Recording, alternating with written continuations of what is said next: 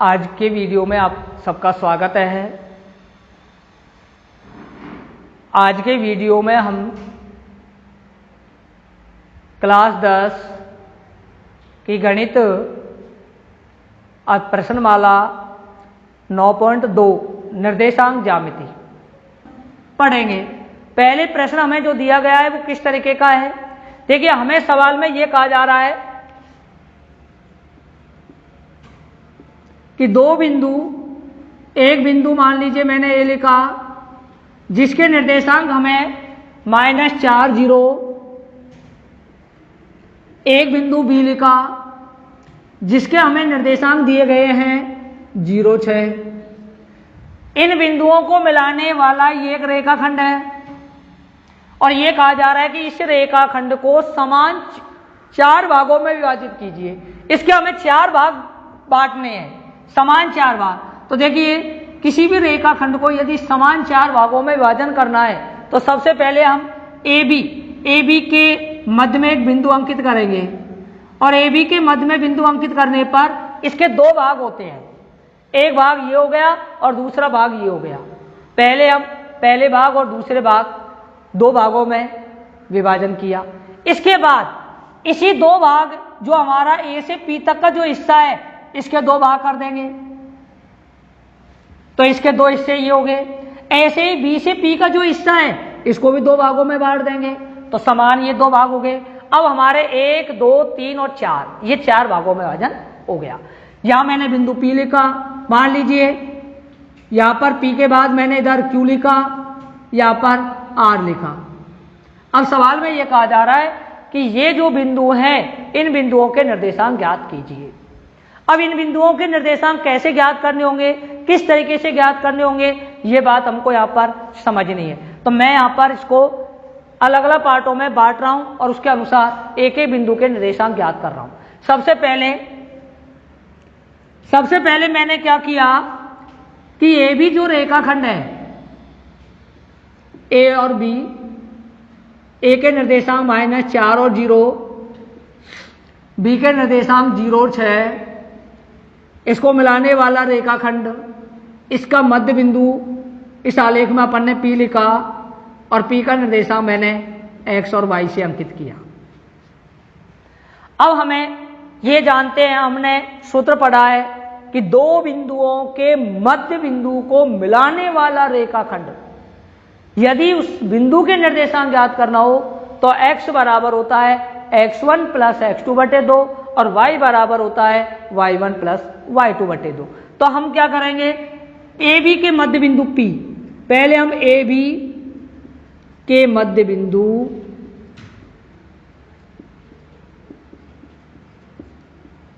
P जिसके निर्देशांक x y हैं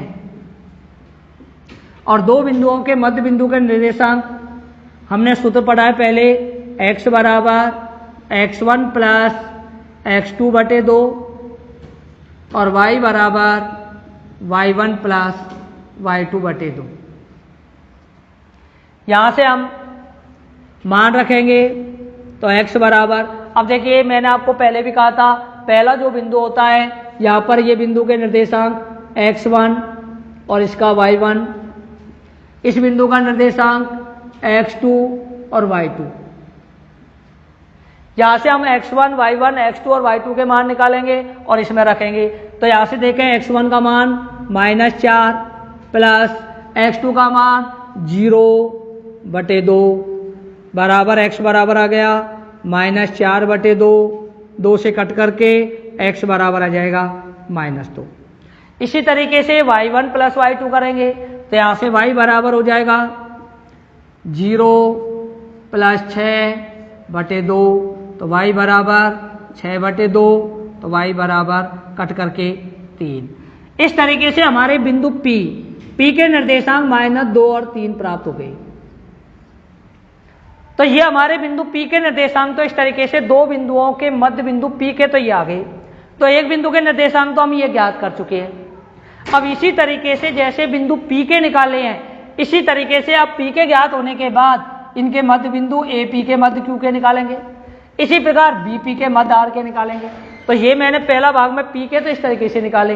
अब P के निर्देशांक ज्ञात होने के बाद जैसे हम Q के निर्देशांक निकालेंगे तो हम AP को दो भागों में बांटेंगे। जैसे अब देखिए इसी में इसका पार्ट नंबर 2, तो हमने जैसे अब मैंने यहां पर इसका दूसरा भाग में इस तरीके से आलेख बनाया पुनः। A से P, तो बिंदु A जिसके निर्देशांक है -4 0। दूसरा बिंदु हमने यहां पर अब P लेंगे, तो मैंने यहां पर दूसरा बिंदु P लिया और P के निर्देशांक लिखे। हमने जैसे पहले ज्ञात किए थे तो -2 और 3 आए थे। इन दो बिंदुओं को मिलाने वाला ये रेखाखंड खींचा गया और इन दोनों बिंदुओं के मध्य एक बिंदु है Q, इसके हमें निर्देशांक ज्ञात करने हैं। और दो बिंदुओं के मध्य बिंदु के निर्देशांक ज्ञात करने के लिए मैंने इस बिंदु के निर्देशांक मान लिए x डैश और y डैश। अब x डैश और y डैश के निर्देशांक ज्ञात करने हैं। इन दो बिंदुओं के मध्य बिंदु के निर्देशांक ज्ञात करने के लिए मैंने इसके फिर दो भाग किए। मैंने यहां पे लिखा AP के मध्य बिंदु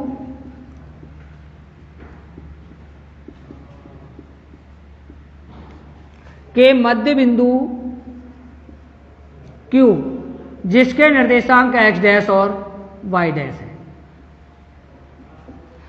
तो यहां से हम x डैश और y डैश के मान निकालेंगे तो सूत्र अपना वही उसी प्रकार लगेगा। x डैश बराबर हो जाएगा x1 प्लस y1 बटे 2 और y डैश बराबर हो जाएगा y1 प्लस y2 बटे 2। अब देखिए हम यहां पर भी इसी तरीके से जो पहला बिंदु है A, उसके निर्देशांक मान लेंगे x1 और y1 और दूसरा बिंदु जो P है अब यहां पर उसके निर्देशांक मान ले जाएंगे x2 और y2।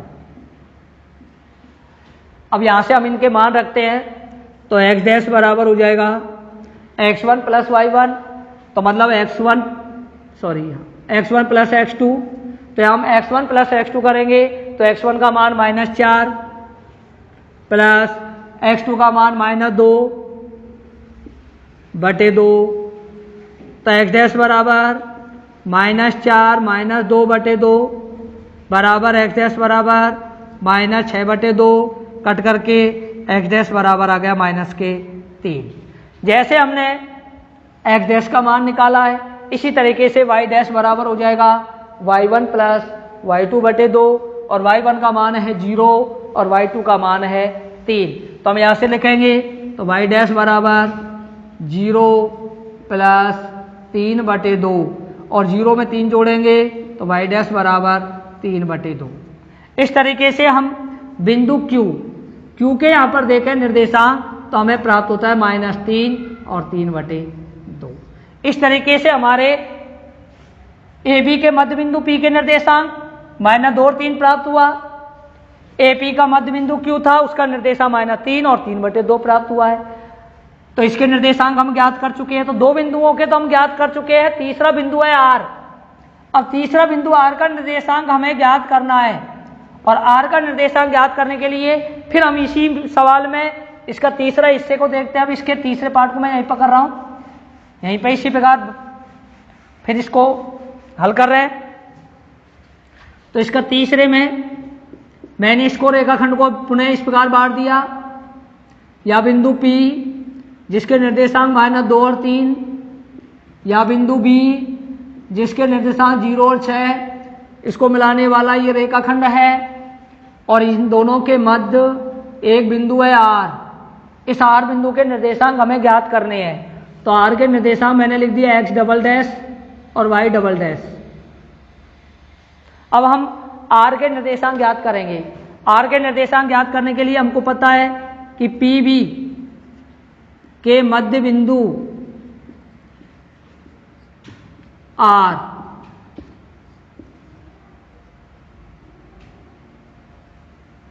जिसके निर्देशांक x डबल डैश और y डबल डैश है।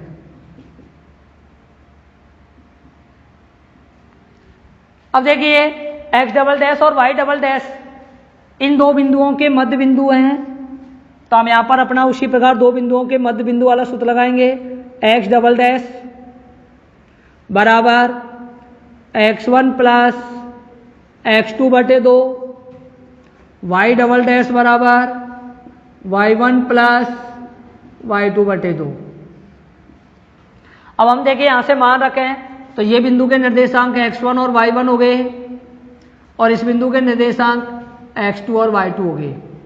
यहां से हम इन मानों को रखते हैं तो x डबल डैश बराबर हो गया -2 प्लस 0 बटे 2, तो x डैश डबल डैश बराबर -2 बटे 2, इसे कट करके x डबल डैश बराबर आ गया -1।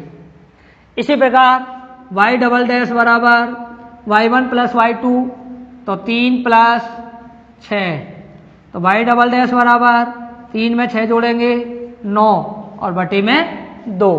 अब 9 के बारे से अगर इसे काटे तो काट सकते हैं, अन्यथा 9 बटे 2 ही इसके निर्देशांक हो जाएंगे।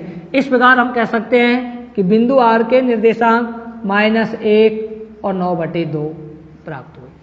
इस तरीके से हमने यहाँ पर तीनों बिंदुओं के निर्देशांक ज्ञात किए, R के निर्देशांक -1 और 9 बटे 2।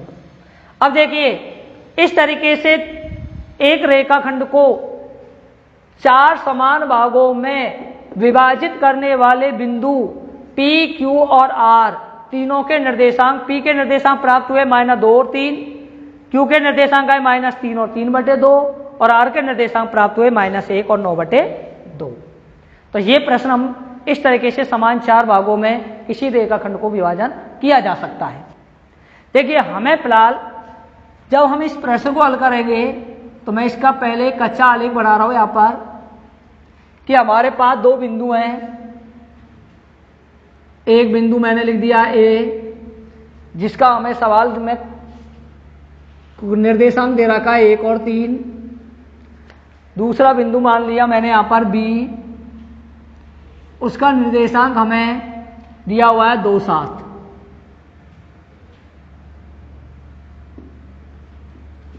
इन 2 बिंदुओं को मिलाने वाला ये रेखाखंड खींच दिया। ये कहा जा रहा है कि इन रेखाखंडों को मिलाने वाले रेखाखंड को एक कोई रेखा है, एक रेखा मान लीजिए मैंने इस प्रकार से एक रेखा खींच दी जो इस रेखाखंड को किसी अनुपात में विभाजन कर रहा है। तो मान लीजिए मैंने ये रेखा खींची और यह रेखा बिंदु P पर प्रतिच्छेद कर रही है और P के निर्देशांक मैंने मान लिया x और y। इस रेखा का समीकरण जो हमें दे रखा है वो है 3x प्लस y बराबर 9।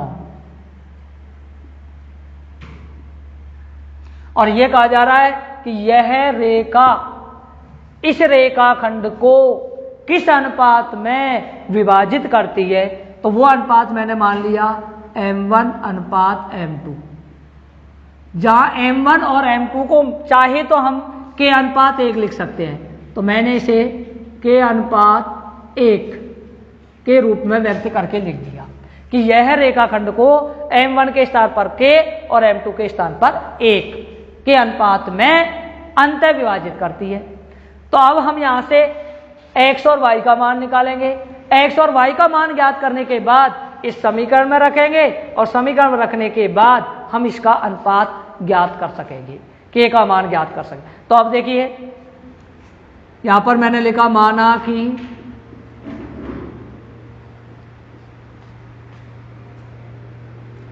रेखाखंड AB को रेखा 3x प्लस y बराबर 9 के अनुपात 1 के अनुपात में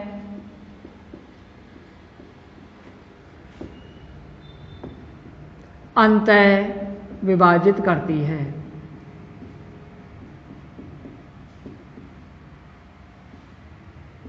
विभाजित करती है। तो ये मैंने k अनुपात 1 मान ली, इसकी प्रवणता k अनुपात 1 मान ली मैंने यहां पर। तो मैं यहां पर इसको 2 पार्टों में बांट देता हूं। a तब लिख देता हूं x बराबर, a तब लिख देता हूं y बराबर। x बराबर होगा m1 x2 plus m2 x1 बटे m1 प्लस m2 और y बराबर होगा m1 y2 plus m2 y1 बटे m1 प्लस m2।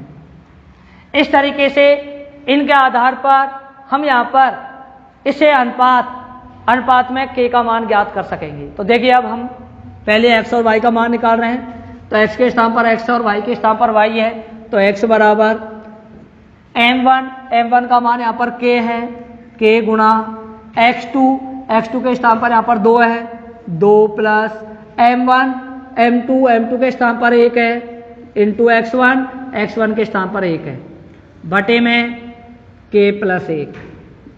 तो यहाँ से x बराबर आ गया 2k प्लस 1 बटे k प्लस 1। इसी तरीके से हम y का मान निकालेंगे। तो y बराबर भी m1 अनुपात m2 है, तो m1 के स्थान पर k इंटू y2 का मान x1 y1 x2 y2 7 है, प्लस m2 के स्थान पर 1 इंटू y1 के स्थान पर 3 और बटे में k प्लस 1। यहाँ से y का मान निकालें तो y बराबर हो जाएगा 7k प्लस 3 बटे k प्लस 1।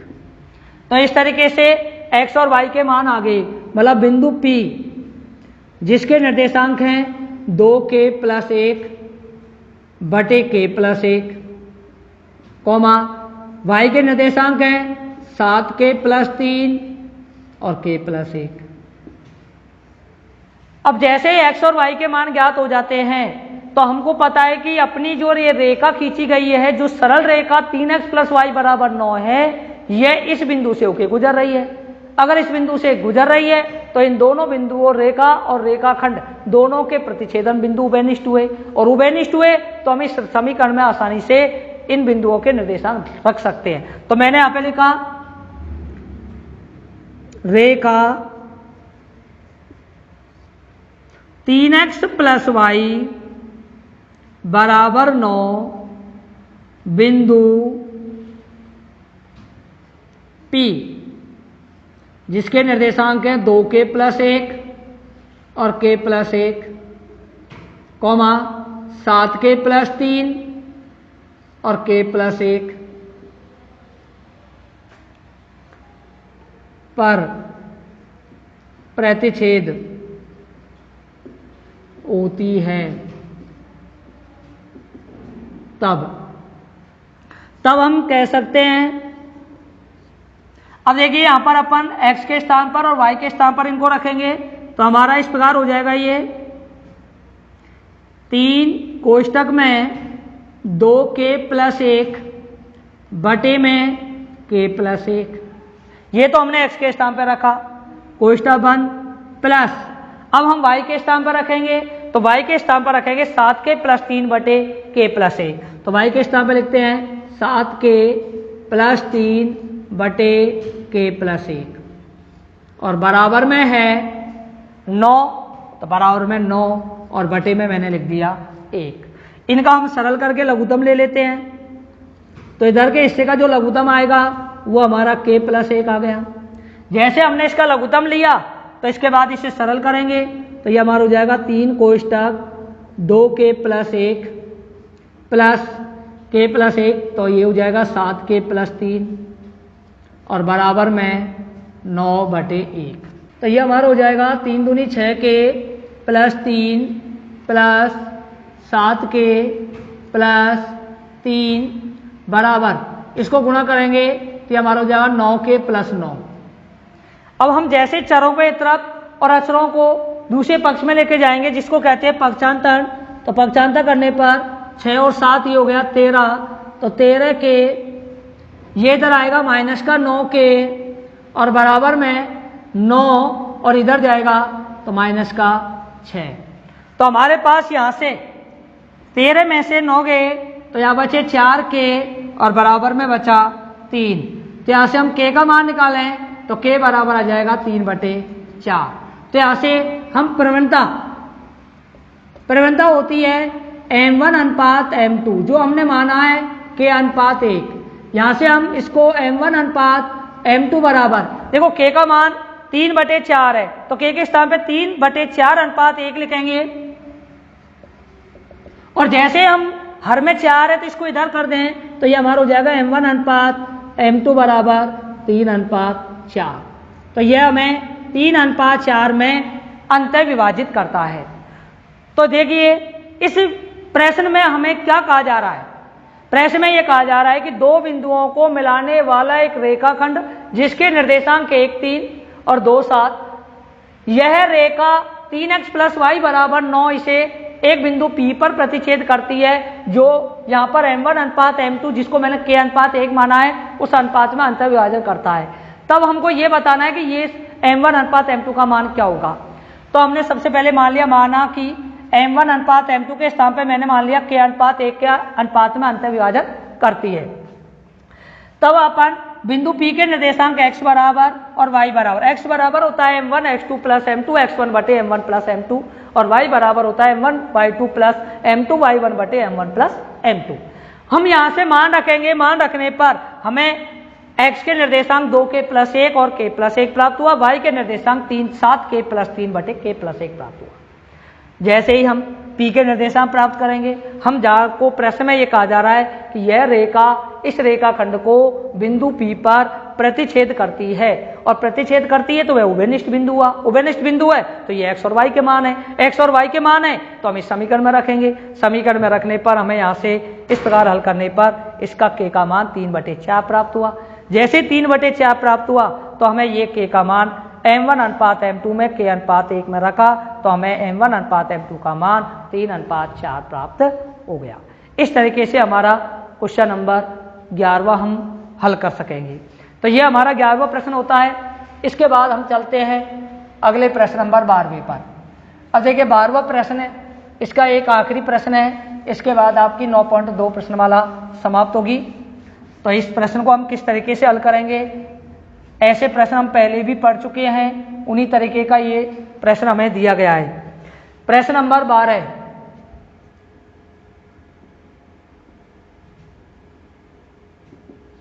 देखिए 12वां प्रश्न क्या है।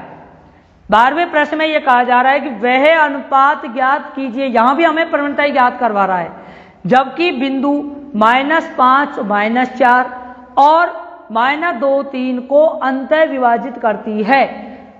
तब हमें उस बिंदु P के निर्देशांक बताने हैं। उस बिंदु P के निर्देशांक ज्ञात कीजिए, जो कि हमें प्रश्न में यह कहा जा रहा है जो P बिंदु है उस P बिंदु के निर्देशांक ज्ञात करना है, जिसके भी हमें निर्देशांक -3 और P दिए हुए हैं। देखो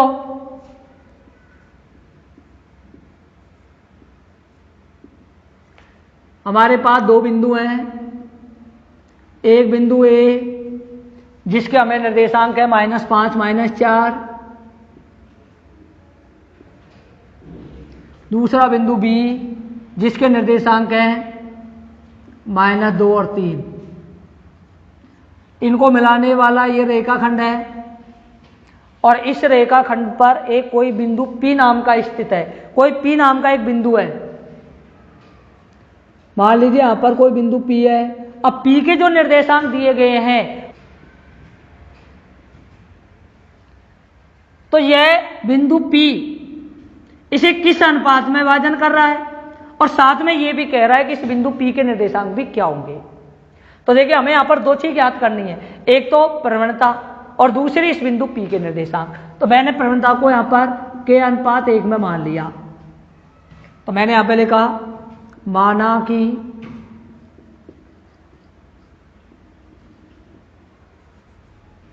प्रवणता k/1 के अनुपात में अंतः विभाजित करती है।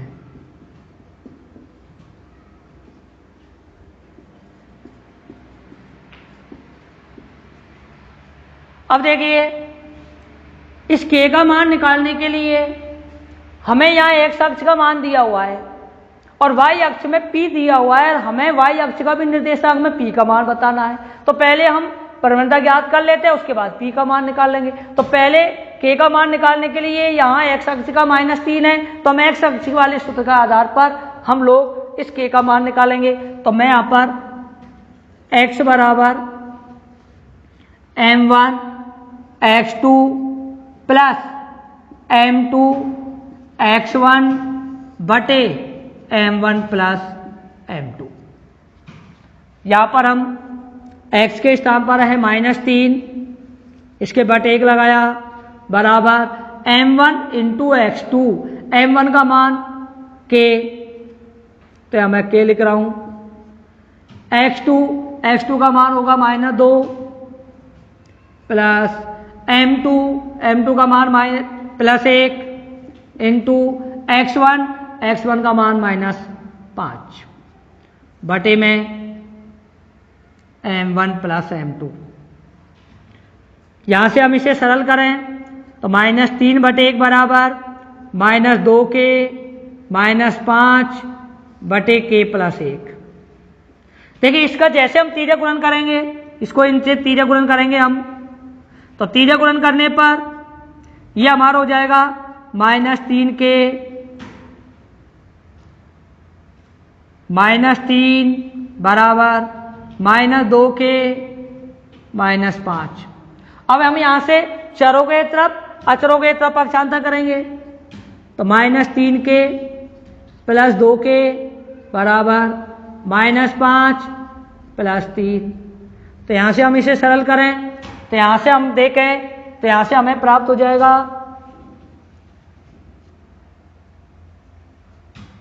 -k बराबर -2। यहां से हम देखें तो k बराबर आ जाएगा 2। हमें यहां से k का मान 2 प्राप्त हुआ है, प्लस के 2 हमें प्राप्त हुए हैं। तो यहां से k का मान प्राप्त होने के बाद यदि हम प्रवणता लिखें इसकी, तो प्रवणता m1 अनुपात m2 बराबर है k अनुपात 1 और m1 अनुपात m2 को हम लिख सकते हैं m1 अनुपात m2 बराबर 2 अनुपात 1। तो यह 2 अनुपात 1 में अंतर विभाजन कर रही है।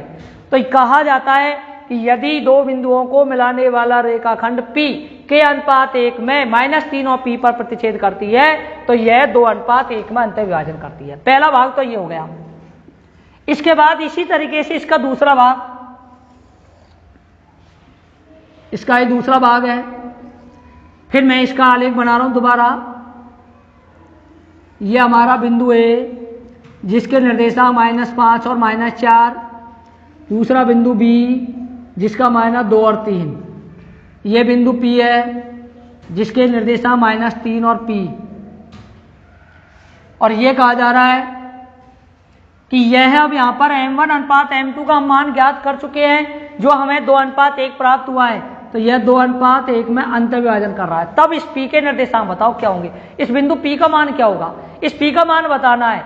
अब P का मान ज्ञात करने के लिए इसे हम सरलतम करेंगे तो यहाँ पर हमें अब y अक्ष वाले सूत्र का प्रयोग करना होगा। तो y बराबर m1 y2 plus m2 y1 बटे m1 प्लस m2। देखिए अब हमने ये मान x1 y1 x2 y2 m1 m2 और यहाँ से हम y का मान रखते हैं। तो मान रखने पर y के स्थान पर तो हमको एक स्मॉल p के रूप में प्राप्त हुआ बटे 1, m1 के स्थान पर 2, y2 के स्थान पर 3 प्लस m2 के स्थान पर 1, y1 के स्थान पर -4 बटे में लिखेंगे हम m1 प्लस m2 तो 2 प्लस 1। इस तरीके से इसे सरल करते हैं तो p बटे 1 बराबर 6 -4 बटे 3। देखिए 6 में से 4 घटाएं तो हमारे पास बचता है तो p बटे 1 बराबर 2 बटे 3। यहाँ से हम चाहें तो p बराबर भी इस प्रकार लिख सकते हैं। तो p बराबर हमें प्राप्त हो गया 2 बटे 3। इस प्रकार हम कह सकते हैं कि इसके दो स्थितियों में तो इस बिंदु P के निर्देशांक में P का मान 2 बटे 3 प्राप्त हुआ। तो यहाँ जो स्मॉल p दिया हुआ है सवाल में, इस p का मान 2 बटे 3 हमें प्राप्त हो गया। इस तरीके से हमारा 12वां क्वेश्चन हल करना होगा और इसके साथ आपकी 9.2 प्रश्नमाला समाप्त होती है। आज के वीडियो में हम इतना ही पढ़ेंगे। आगे जो वीडियो होगा उसमें हम इसकी विविध प्रश्नमाला के बारे में पढ़ेंगे।